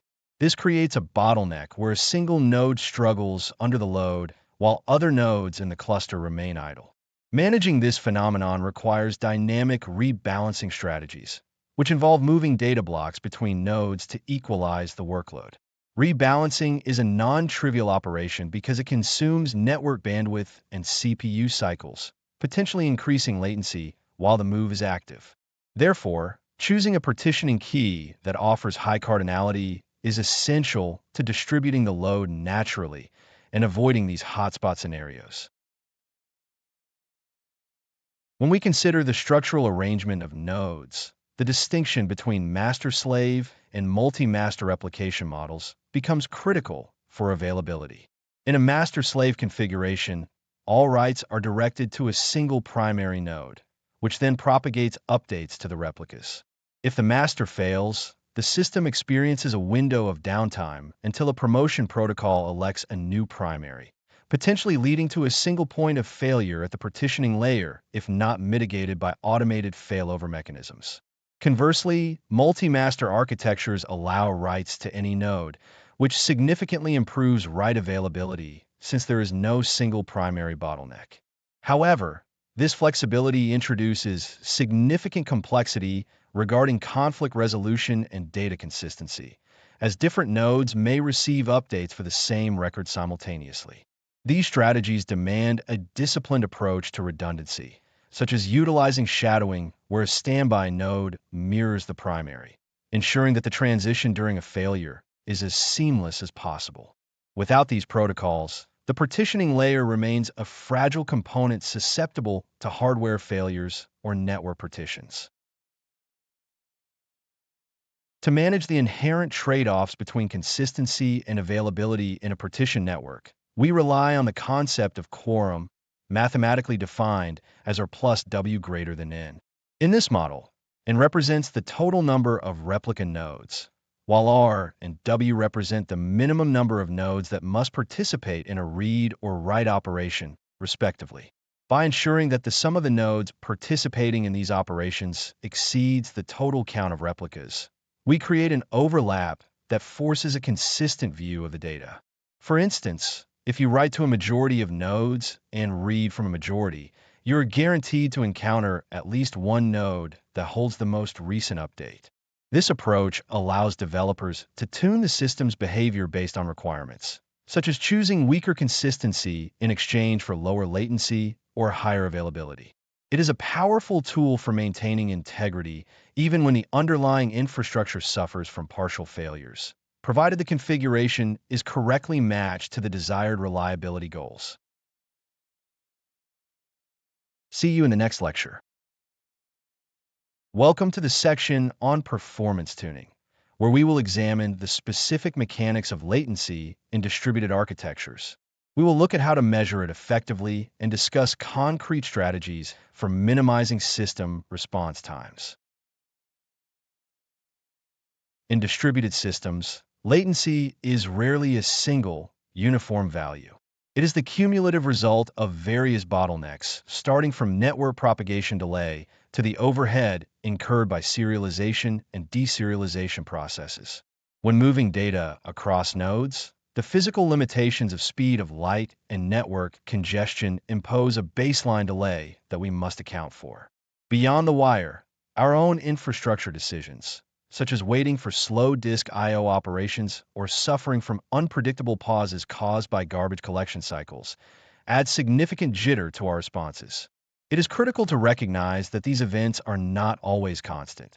They vary based on system load, resource contention, and internal state.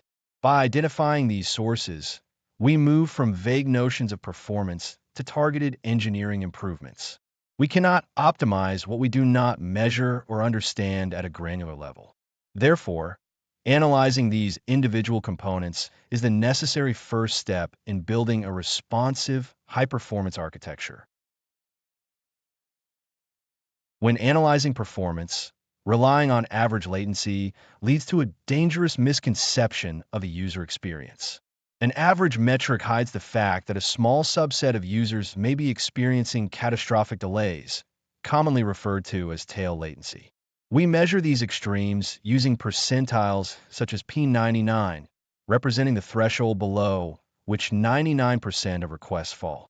If your P99 latency is significantly higher than your median latency, your system is inconsistent, which often matters more to a user than raw speed. A consistent 200 millisecond response time is almost always preferable to an average of 50 milliseconds that occasionally spikes into the multiple second range. These outliers are precisely where systemic problems manifest, such as lock contention, noisy neighbors, or resource starvation. Focusing on tail latency forces us to build systems that prioritize predictability and deterministic behavior over raw, idealized throughput. Technical optimizations often focus on reducing the frequency and weight of communications between components. Asynchronous processing allows a service to offload time-consuming tasks without blocking the main execution thread, keeping the system responsive to incoming requests.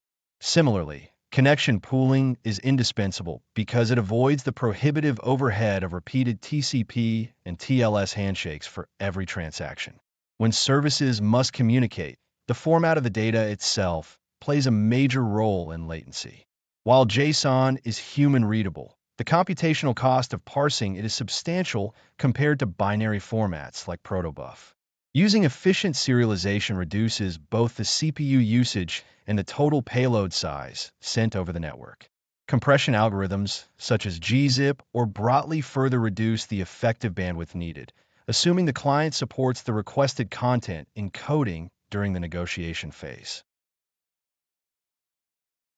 Strategic architectural placement of logic and data can also drastically reshape the performance profile of an application. Moving compute closer to the end user through edge computing minimizes physical propagation distance, directly reducing the time it takes for a request to reach its destination. We can supplement this by using prefetching techniques, where the system anticipates future user actions and populates caches before a request ever arrives.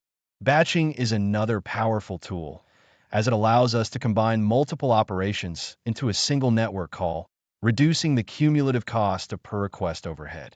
These decisions must always be balanced against the harsh reality of cost. High-performance cloud instances and low-latency storage tiers are expensive, and over-provisioning for theoretical speed often results in ballooning infrastructure bills. The goal is to optimize for the specific latency requirements of your workload while remaining fiscally responsible. I will see you in the next lecture. Welcome to the Microservices Security chapter, where we will examine the unique challenges of securing decentralized architectures and how to effectively manage risk. Through this module, you will master the principles of identity propagation, zero-trust networking, and hardening your inter-service communications to professional standards. Transitioning from a monolithic environment to microservices inherently expands your attack surface, as each service becomes a potential entry point for malicious actors. In a single process application, the security boundary is often well-defined, but in a distributed system, that boundary fragments across network segments, containers, and various runtime environments. We must therefore shift our focus toward an identity-centric security posture rather than relying solely on perimeter defenses. Identity and access management acts as the foundational layer, ensuring that every service, user, and device is uniquely identified and granted only the minimum permissions necessary for its function. By decoupling authentication from the service logic, we maintain consistency and reduce the risk of implementation errors that often plague custom authentication schemes. Delegated authorization models, specifically OAuth 2 and OpenID Connect, provide robust frameworks for managing these permissions, allowing services to authorize requests without handling primary user credentials directly. This delegation is essential for modern web applications that rely on third-party integrations and complex service-to-service interactions. Consistently applying these patterns across your entire architectural footprint is the only viable way to maintain a manageable security profile in a distributed system. To propagate identity between services without constant database lookups, we utilize JSON Web Tokens as a stateless mechanism for claims. These tokens are signed, self-contained objects that carry user identity and authorization data, allowing downstream services to verify the caller's legitimacy locally. However, relying on stateless tokens requires diligent management of cryptographic keys and token expiration policies to prevent unauthorized access if a token is intercepted. This moves us naturally toward the zero-trust model, which operates on the assumption that no network traffic, internal or external, is inherently trustworthy. In this paradigm, every service-to-service request must undergo rigorous scrutiny, regardless of whether it originates inside the corporate firewall or from the public internet. We implement this through mutual TLS, which ensures that both the client and the server verify each other's identity via X.509 certificates before establishing a secure communication tunnel. By enforcing MTLS, we ensure that every connection is both encrypted and authenticated, effectively neutralizing threats like man-in-the-middle attacks or service impersonation. Managing credentials like API keys, encryption secrets, and database passwords and source control is an unacceptable risk that necessitates dedicated secret management tools.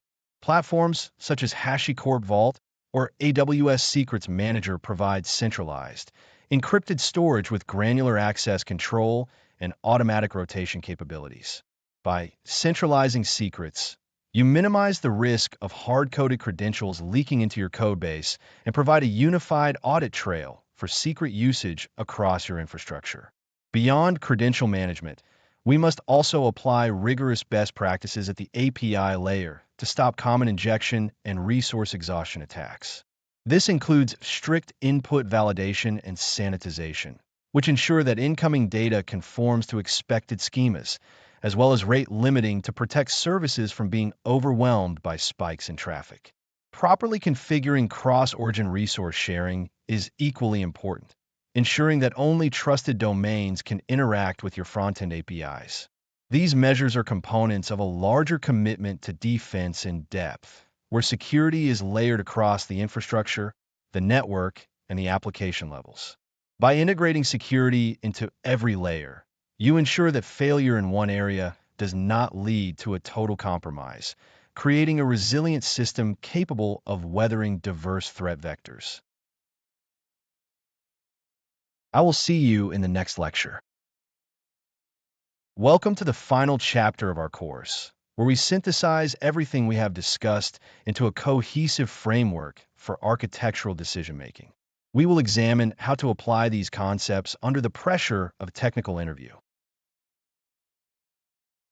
In this session, we connect the disparate threads of system design into a unified mental model that you can carry into any high-stakes interview environment.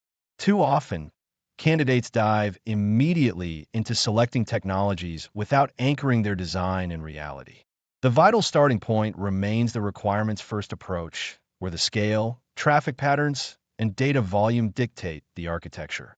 Without knowing the constraints of your system, you cannot define the bounds of your solution, leading inevitably to suboptimal choices.